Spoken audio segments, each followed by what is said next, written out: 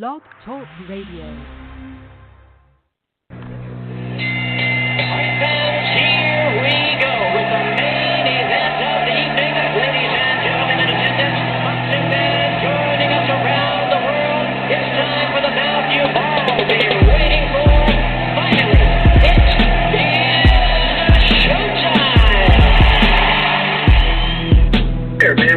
Dedicate our life to this sport. We do thousands of sit-ups in camp. We run hundreds of miles, for the ones that take it serious. And we just dedicate ourselves fully to our craft, man. We watch tape. We have attitude. We rooting, and we go into that fight to lay it on the line.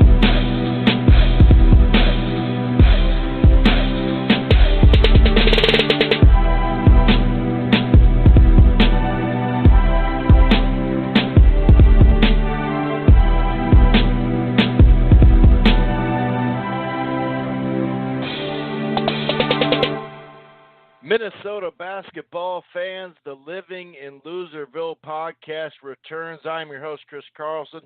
My co-host, Aaron, will be joining us very shortly. Well, here we are on Selection Sunday, and the Gophers made it in. They made it in. They got off the bubble a while ago, obviously, winning 4 out of 5 games. They started the season really, really well, looking like a tourney team.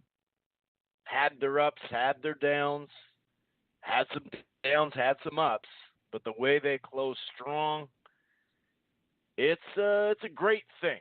It really is. We kind of needed that, right? We knew we had a team. We knew we had a team that was capable, and sure, they do have their issues, no doubt about it.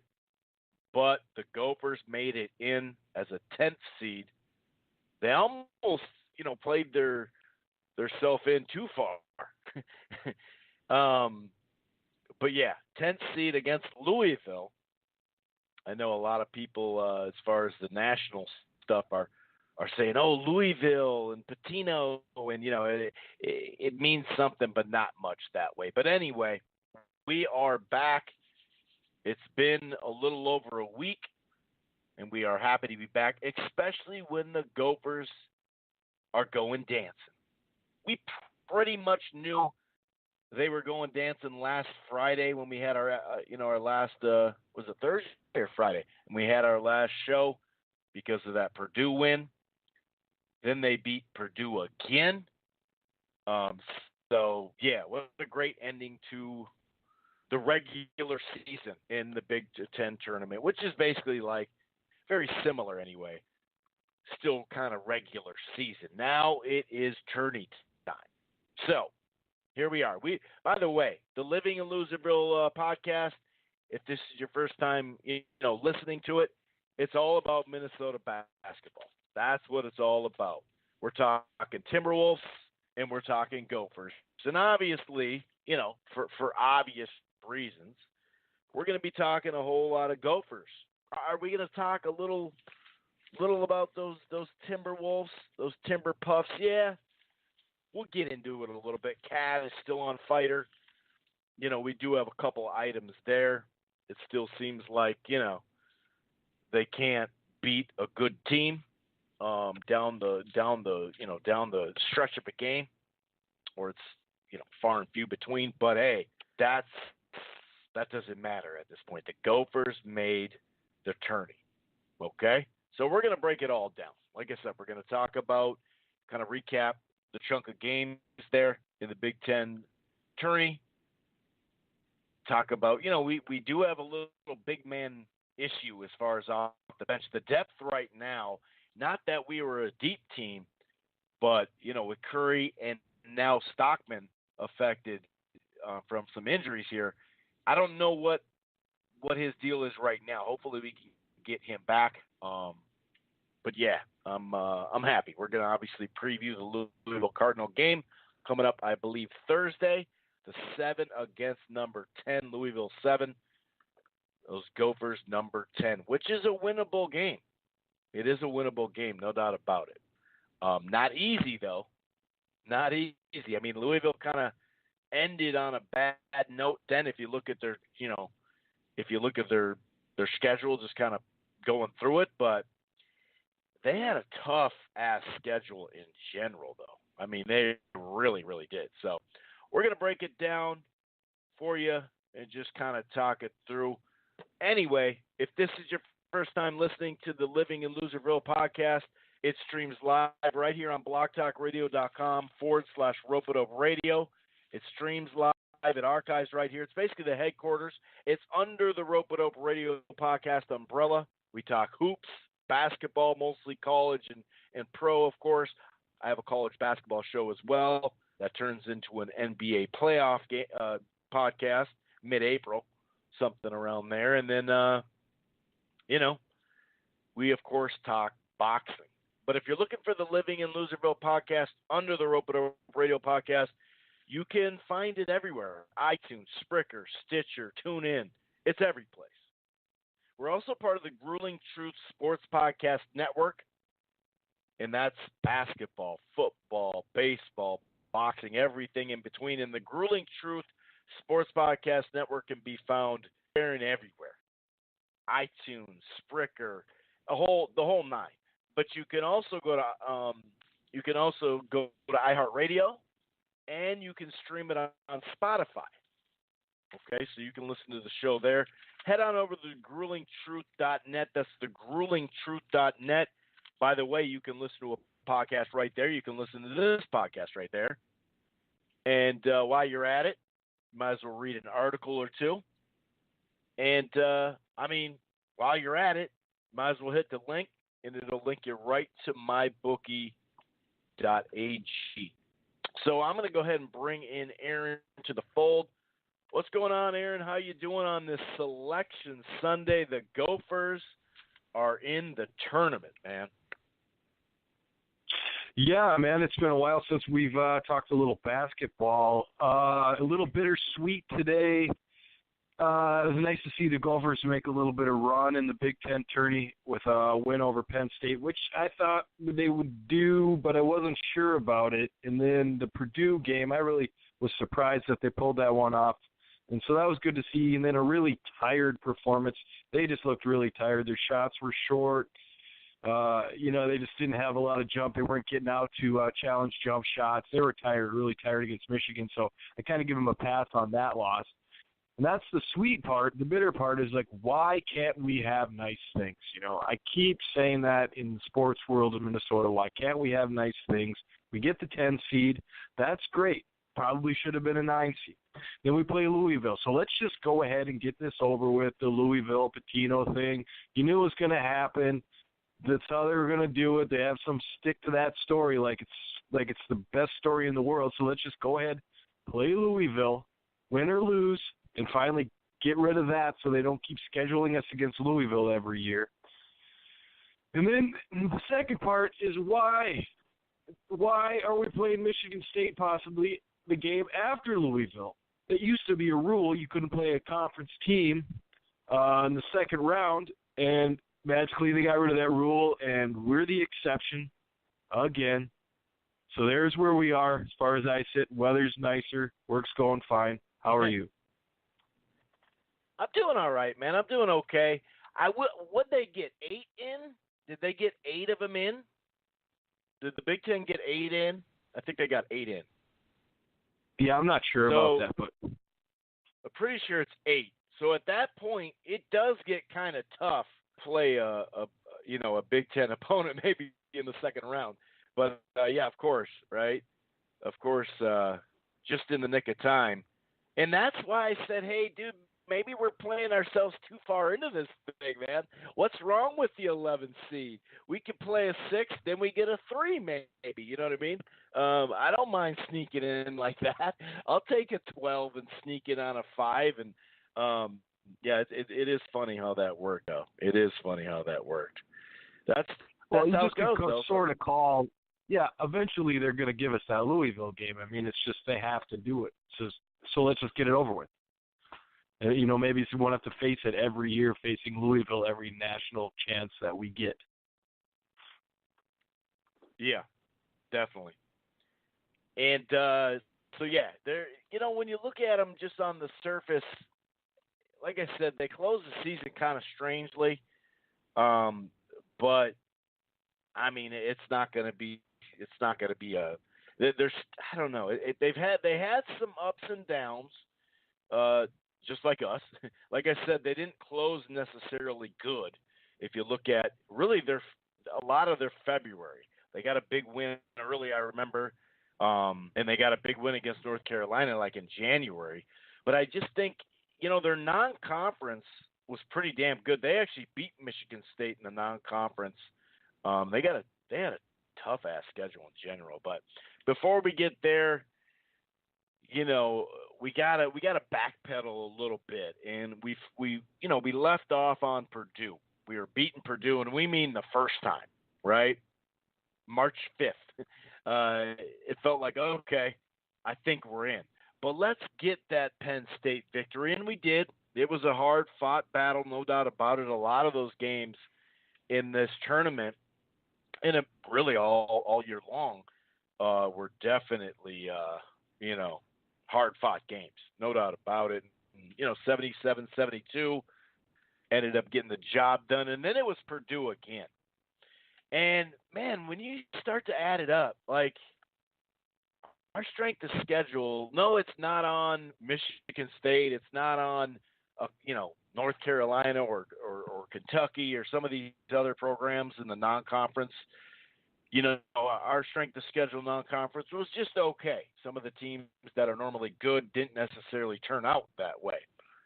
But play Michigan 3 times in a year. You play Purdue 3 times, beat them 2 out of the 3. They're the co-champs. Like I mentioned, Wisconsin twice. We talked about how it's Michigan State, and that was on the road. And by the way, we're going to have to probably play it. Well, we're going to play them if we ended up winning the first round. Knock on wood. Let's hope we win the first round. And, yeah, Maryland twice. Like, was it Iowa just once or twice? Like, dude, it's crazy how many teams we played not once but twice, man. That's pretty nuts. But anyway, looking at this rematch, and I'm thinking, okay, dude, we just needed that win. No big deal. I'm not going to sit here and get too bent out of shape. You know what I mean? Like, if we lose, we lose. Penn State, they come in there pretty damn hot. Like, their February and early March, just in general, the way they closed, I think they were like 7-3 in the last 10 Big Ten games or something like that. So I was happy. It was like, all right, dude, now we're in. They can't deny us at all. And then we had Purdue, and in my mind, the Minnesota thought process. It's in there. It just there's no way around it. It's Loserville, and you're thinking, well, there's no way we're going to beat Purdue. They're going to be pissed at us. You know what I mean? They would have had an outright, all by themselves Big Ten championship because they beat Northwestern. If they had just beaten the Gophers, they would have got it done. So I'm thinking, you know what? Who cares? No big deal. We got our win. We're in. I just want to be competitive. And competitive we were. Very, very competitive. Shot the ball 50%. Didn't hit a lot of threes, but didn't take many. They shot 24 threes, only hit 6. We only hit 5, but only took 13. So you're still at a 38% clip. We got to the line, doubled them up on the line. And although it was a grinded-out game in the 75-73, both those games, the Penn State game and this game, kind of played out similar near the end where you're just like, we just got to just scrape by. We probably should have a couple more point lead, but just scrape by. Please hit this free throw. But down the stretch, we got the job done, dude. And, Murphy, 27 and 8 and 4 assists. He was, he only had 1 fall in the game, 1 turnover too, by the way. Coffee, started kind of fast, didn't do a whole lot, then hit some buckets. McBrayer, didn't do a whole lot, but managed to hit some free throws.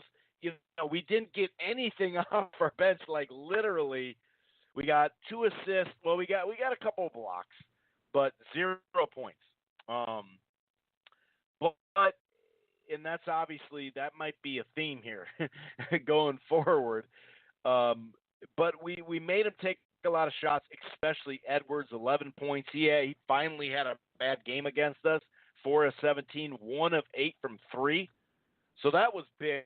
But to turn around and beat Purdue in a short amount of time like that, that was huge, dude. That was big, man. And to win, 4 out of 5 games, how'd you feel, after knowing we're in by getting that Penn State victory, even though, like I said, we had to grind it out, and then to turn around and beat Purdue again? It's just like great, it's just extra gravy on top. You know what I mean? It's almost like having your cake and eating it too. Of course, that would have been winning the Big Ten title, but who cares? You know what I mean? That was pretty damn phenomenal, and it's a confidence booster in the team right now, in the program right now, and it's got to only help recruiting-wise, too. We had recruits for that Purdue game at home. We saw what happened there.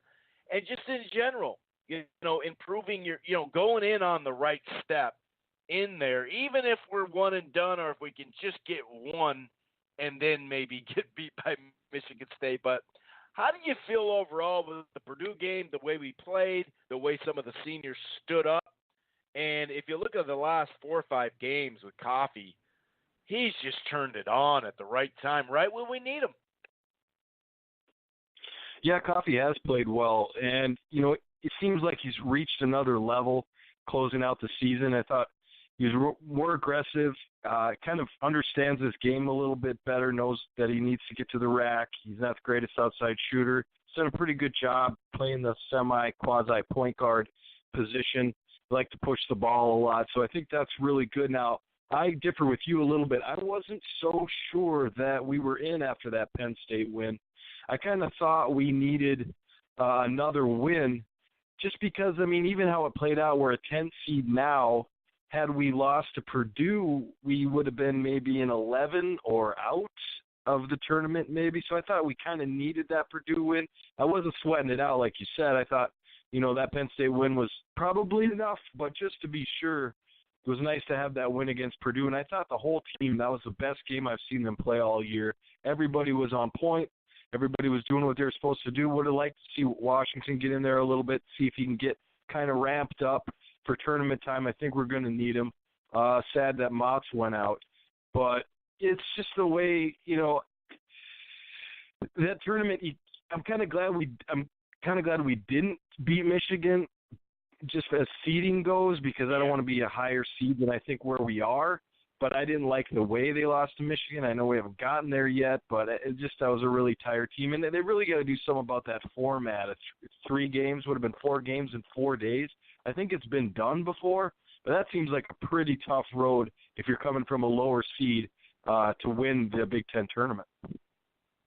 Yeah, but that's just how it goes. The Big East, not long ago when it was fully stacked, you had to go 5 games, 5 nights. You know what I mean? So it is what it is. I kind of like the format, and you get the buys or the double buys because you won more games. So really, you only got to go 3 in a row, and the other team's doing it. They're not traveling anywhere or anything like that. So at least it's fair. And, you're right, though. By the time the Michigan game came around, they were just drained and didn't even have, much off the bench in general. Sure, they played more people off the bench because it was a blowout, but you could just see the way they started that game, the legs, you know what I mean? There wasn't much there wasn't much firing, I guess you could say, for it from the legs. You could just kind of tell, like, all right, dude, well, it was a good run. I guess if we played one more game, it would tire us out that much more. But yeah, I hear you. But I like the format. I think it's fair for everybody, because during the year you had to earn your spot. But yeah, the way they ended that half too, 19-4 run, stretching it to 38-19. That was tough. Shooting 33%, 0 for 5. from behind the arc, hadn't even hit a three, and 1 for 6 from the line. So it was ugly. I kind of felt like something close to that was going to happen.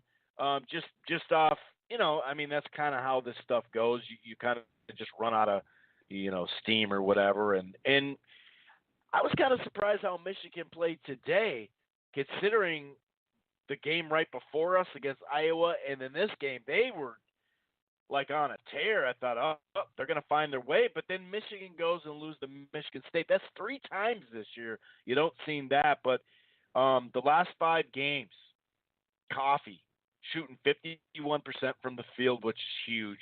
Basically 26 points. I say that because it's 25.8. 6 rebounds, 4 assists, a steal and a half, playing 41 minutes per game because of that overtime. You know what I mean? So this guy's, we definitely had to go after him at times. Even Murphy, we had to take a couple of shots at.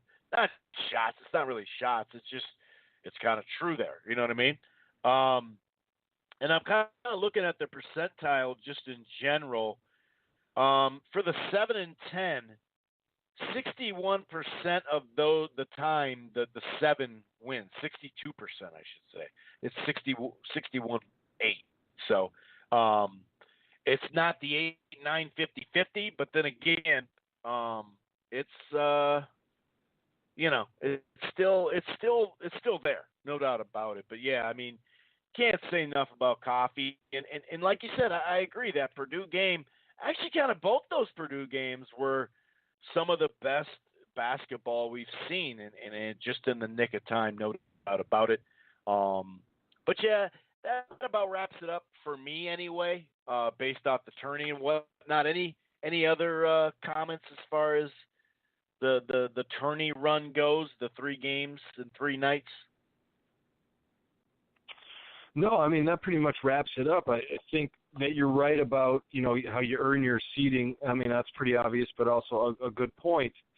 And, I guess if you're going to go from a 7th seed and make your way to winning the Big Ten tournament, I mean, you obviously have to be prepared for it as far as conditioning and stamina. So, it's nobody's fault but your own that you got tired the 3rd game, but maybe keep that in your pocket for next time you go to make a run in that tournament.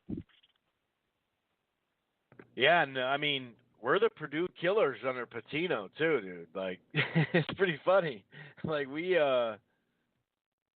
got his number for some odd reason. I don't know why, but Purdue, you give us Purdue, even if they're really, like, these have been good teams under him too, like great teams, a lot of them.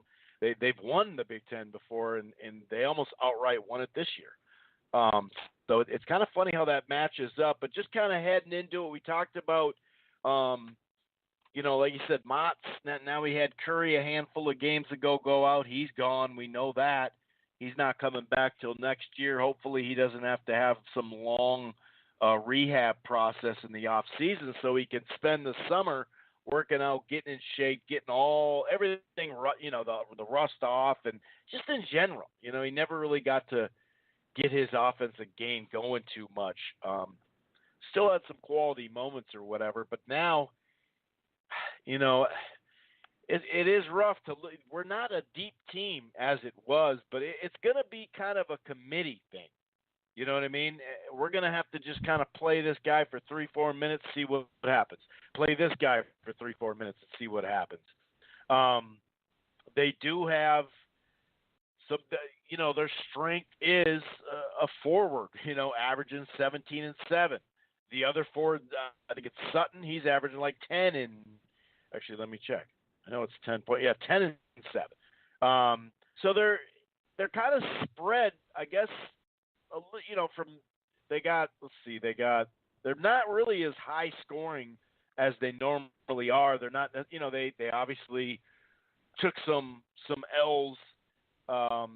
With the issues they've had in the last couple of years there. So they're not the Louisville team of even a couple of years ago, obviously. But, man, when you look at the strength of the schedule, when you look at their bigs, Sutton and I think it's Noria, I mean, this is going to be a tough matchup, man, because you could tell when when they don't have bigs, you look back at that Maryland. That Maryland team's really, really young, by the way, but the bigs they had at Maryland. If you look at they have that like long kind of toothpick type center at for Purdue, but they don't necessarily have a ton of bigs, and so we match up really well with that, and we can play really well with that. But heading into this matchup, man, the bigs, but the top two scorers are the bigs.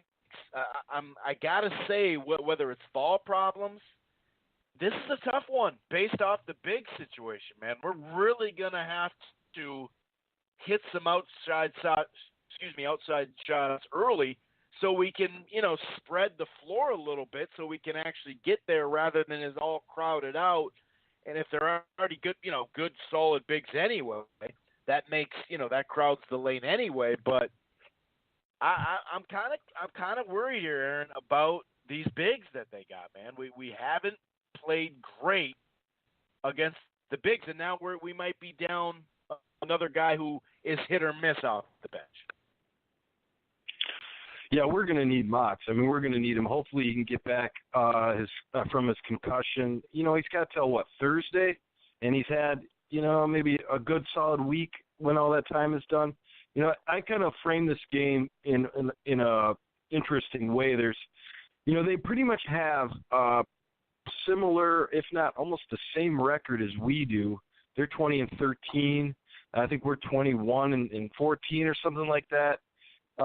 Conference record, they have a winning conference record. They're 10-8.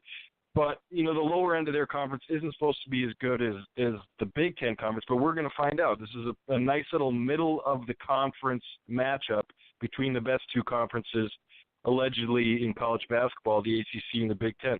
So I think, on paper, it seems like a pretty good matchup. I'm not sure if Vegas has put out what they think about it, but I can't imagine it be more than maybe 4 or 5 points. I think that you're right about the bigs. They do have a couple of them, but we have a couple. We got Murphy. If we can get Motts, we can get fouls. Curry would be really nice to have, but we don't have them. And, just to kind of give us some fouls, because I think late in tournament games, you're down 5. You can start fouling, putting them on the line. That tends to happen a lot. So we got to have a lot of fouls to give. We do have, Hurt could do that. Omersa could come in and do that.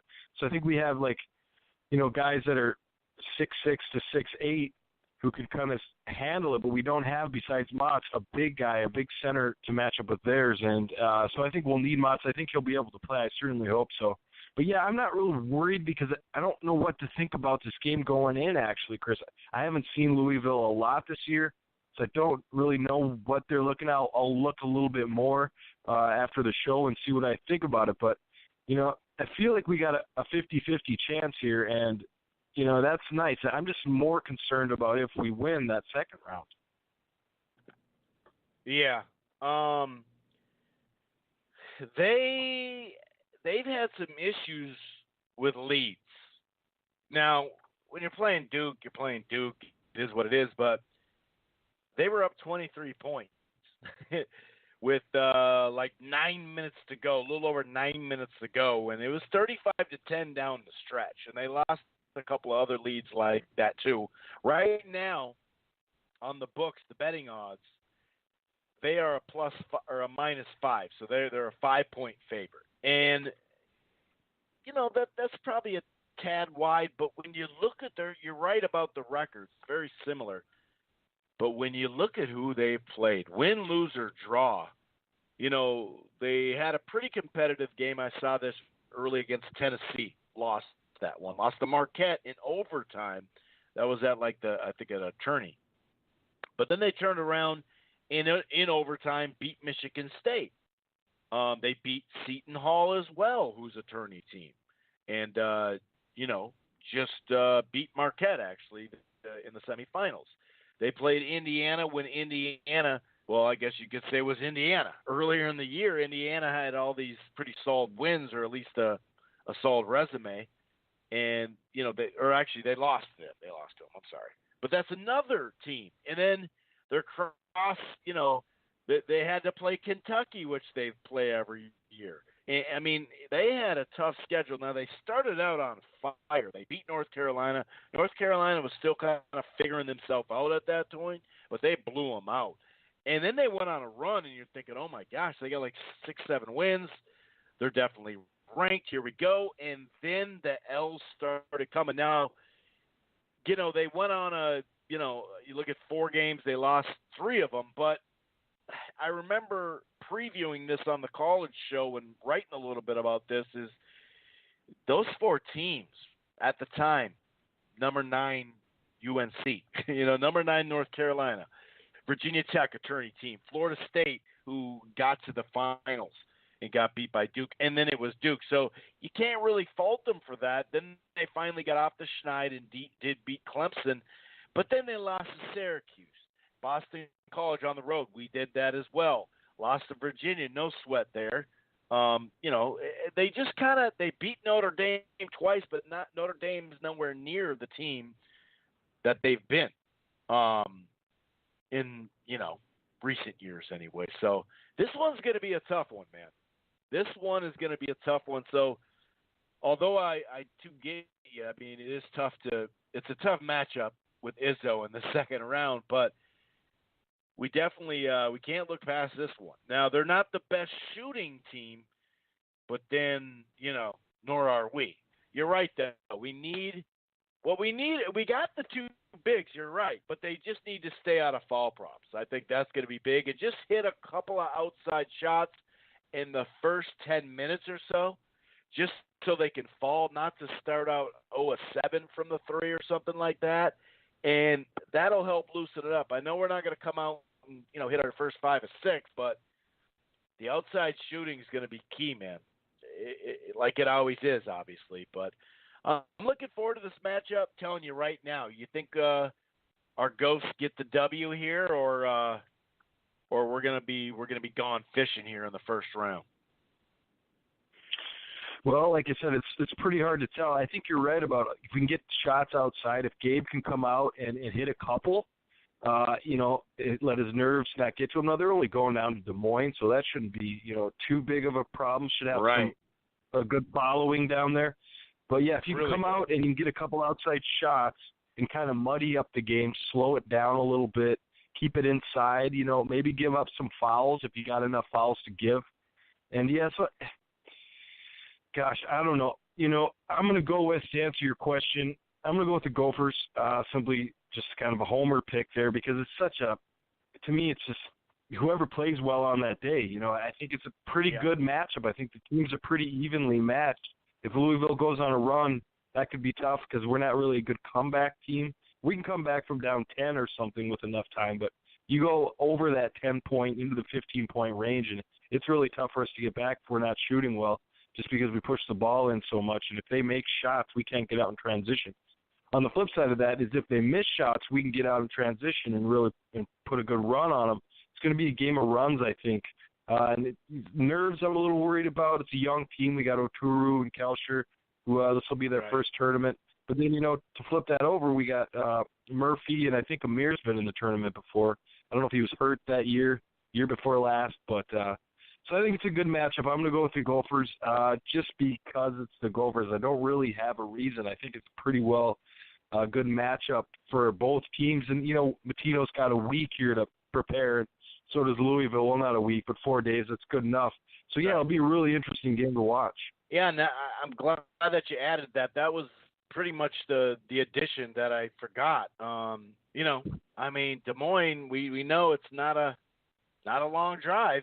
And so I expect, them to come out in waves. I really feel like they're going to get down there, and that'll help. So I'm with you, too. I think the Gophers will win. One, because they're going to have the home feel. Well, I shouldn't say that because Louisville travels, dude. But at least we'll be there, in the building a little bit, or more than a little bit, I think. And then also, we've been hot, man. We've been hot. We're not intimidated. We're coming at you.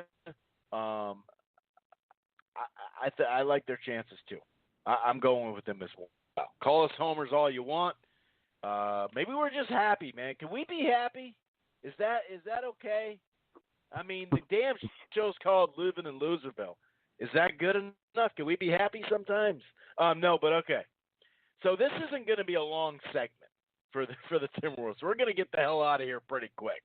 So here we are. Washington, New York, home games, got the W. Go on the road against playoff teams, didn't get the W. When you look at these games and how they went, the score looks like there's no way we could have won a 120 to 100, 133 to 107. It looks like they were just blowouts. Like we were just out of it from the start. And you know, I guess back in the day when all we had is the newspaper and the box score, you'd probably be like, man, that sucked. But if you look at the game itself, it was, I mean, sure, the fourth quarter we didn't come in tied or anything like that, but no, man, we weren't like way out of the game whatsoever. You know, we were within striking range with both games in a sense. I mean, the Denver game, I thought it was kind of played a little tighter, but then they just open it up on us, and we've seen that time and time again, especially either on the road or against a good team, and that's the backbreaker. That is the backbreaker.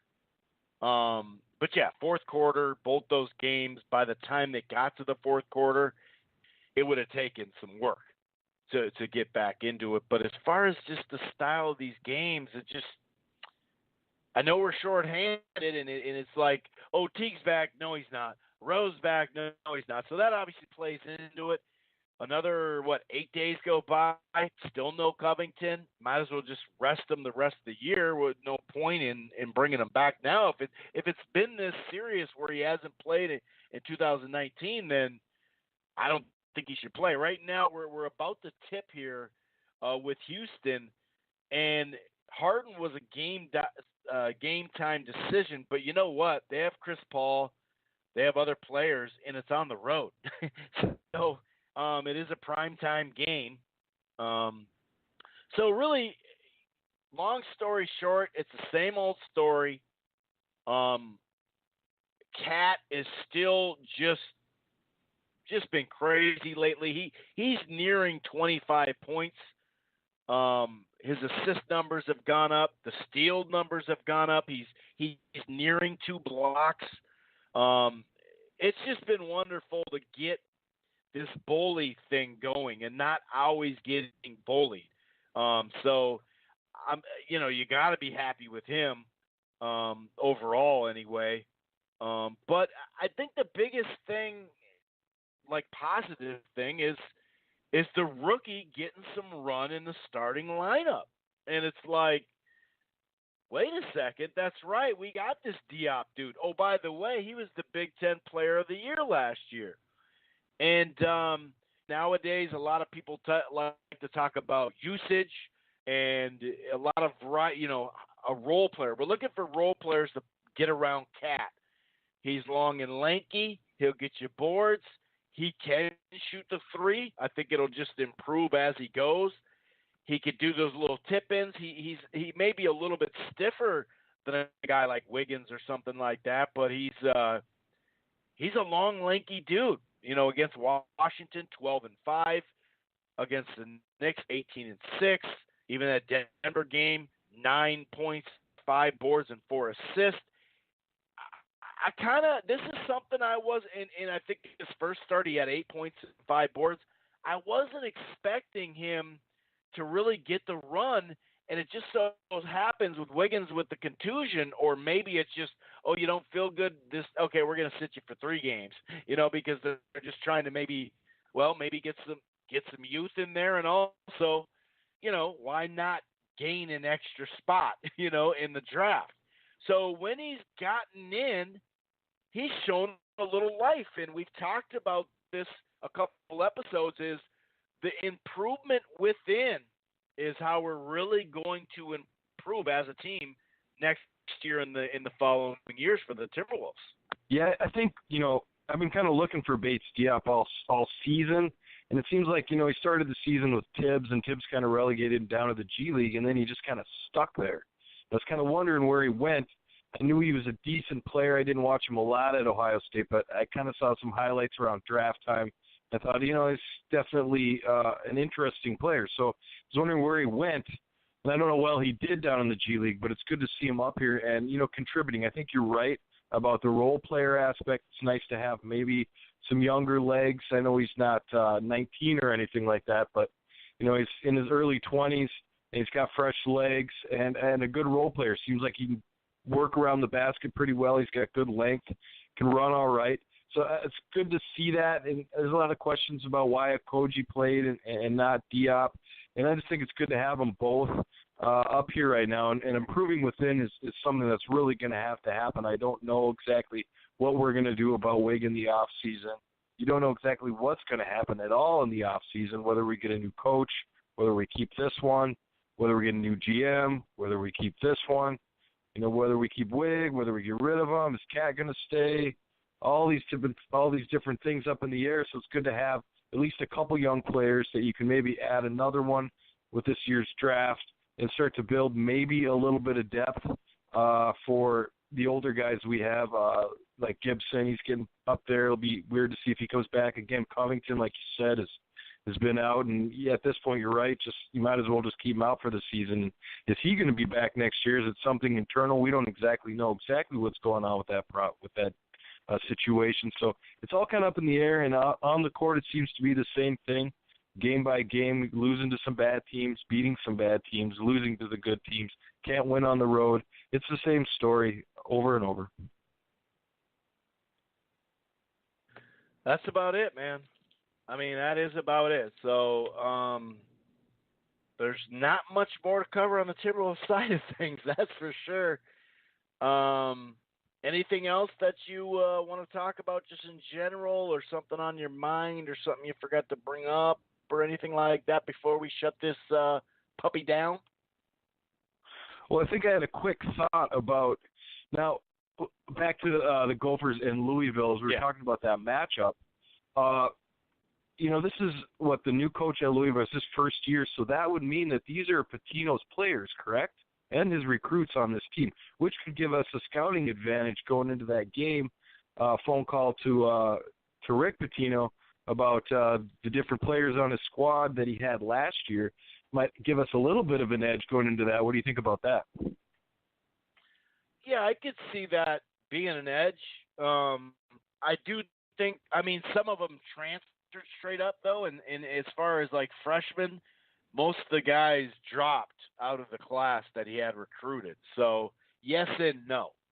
But, yeah, I think that would work. You know who's going to be courtside. You know who's going to be right behind the bench. You know what I mean? You know damn straight. Can he be by his old team? Is there he can't be within 100 feet from Louisville team or anything like that? Is there some sort of crime that he committed that the courts don't allow him in the building? Because that'd be bullshit if that's the case. But no, I think you make a good point there. Actually, yeah, I could see that. I could see that being an advantage. Oh, we're winning this game. Connection. It's in Iowa, so we can get it down there, and we're hot. We might as well just.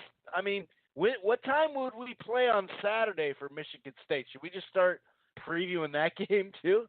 I think we should, man. We got this thing in the bag. No, I'm just kidding.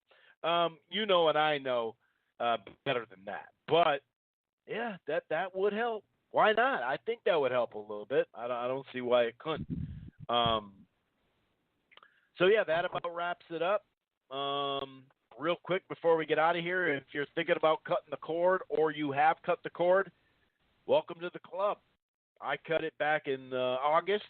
It took about a month or so to figure out what the hell I was going to do. I tried Hulu Plus cable. I tried YouTube.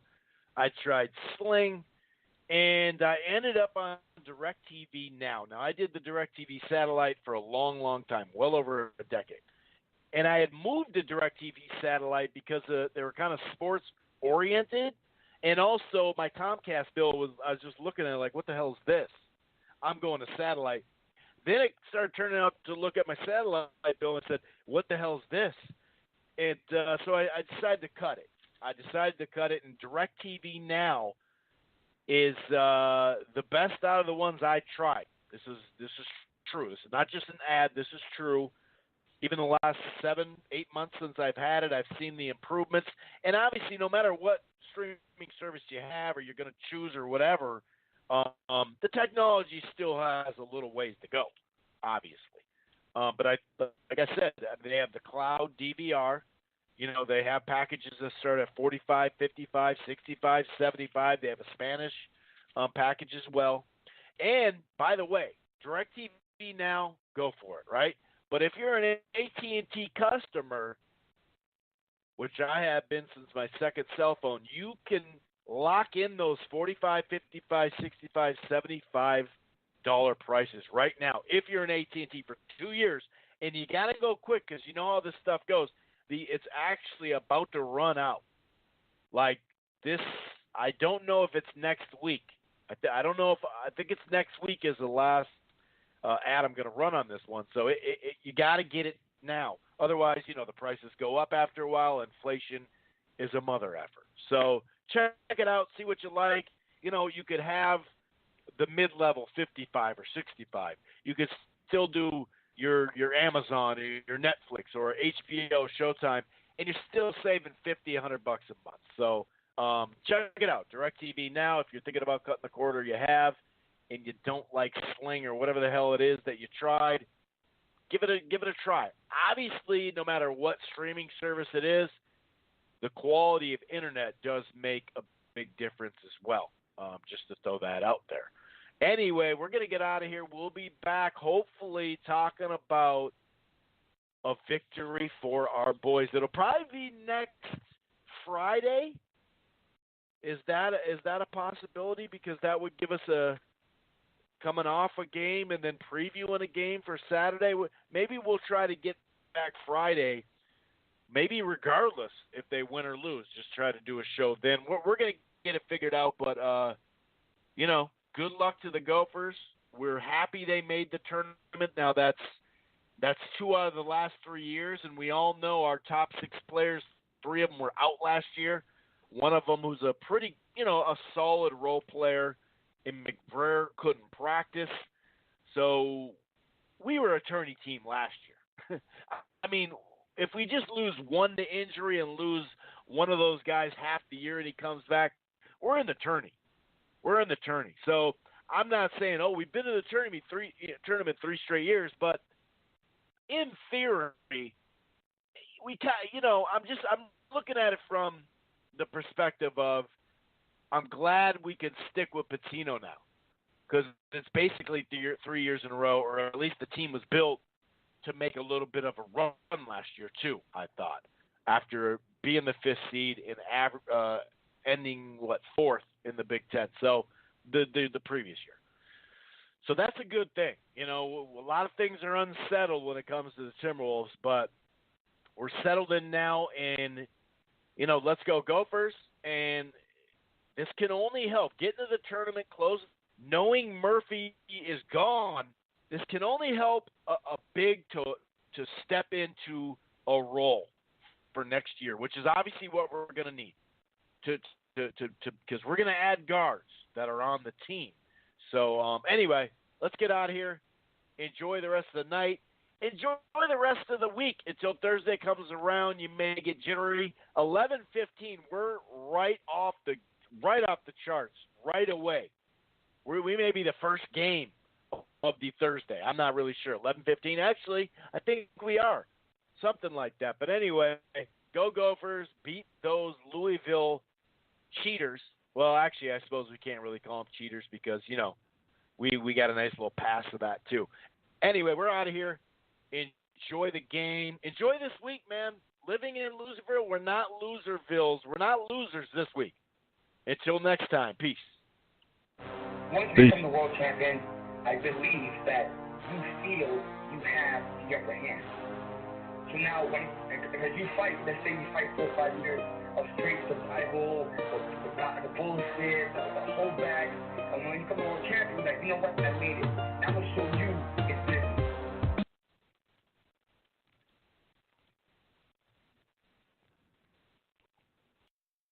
The big wireless companies sold you an outdated plan tied to long-term contracts and mystery fees.